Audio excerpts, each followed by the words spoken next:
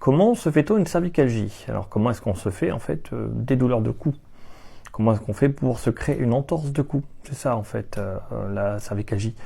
Eh bien il suffit comme toute forme d'entorse de faire des mouvements répétés. Et là c'est la flexion, mouvements répétés comme ça.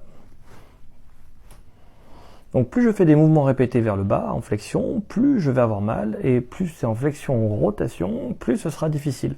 Donc je pense à tous ceux qui travaillent à l'ordinateur et qui mettent leurs fiches sur le côté, et que quand ils regardent leur écran, mais il est surélevé, donc là ça va, ils sont dans une bonne position, la nuque est creusée, ils auront pas mal, mais dès qu'ils regardent leurs fiches, ils font hop, et là je prends un petit coup. Alors j'espère qu'ils regardent pas trop leurs fiches papier, qu'ils ont des fiches voilà, à hauteur d'écran, c'est bien mieux en écran splitté.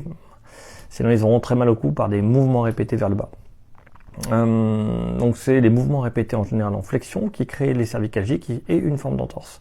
Et l'autre possibilité c'est les hyperpressions. Donc c'est-à-dire que je vais faire un mouvement où je vais être battu. Donc je vais hop, un mouvement qui va m'appuyer sur la tête comme ça, tchac, et mes muscles sont battus et sur le coup je vais avoir mal.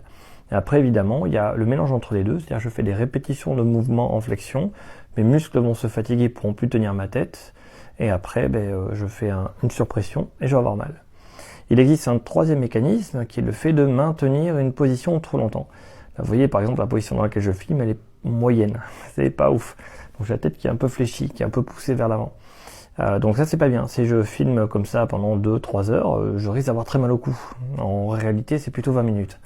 Mais l'avantage est qu'après je vais me lever pour boire un verre d'eau et sur le coup j'aurai moins mal. Donc voilà, l'origine des cervicalgies, c'est des mouvements répétés, plus ou moins, avec une hyperpression-flexion, quelqu'un qui t'appuie comme ça sur la tête ou quelque chose, et ou le fait de maintenir une position en hyperflexion trop longtemps. Plus je fais hyperflexion en rotation, et plus ça va marcher, plus je vais avoir mal.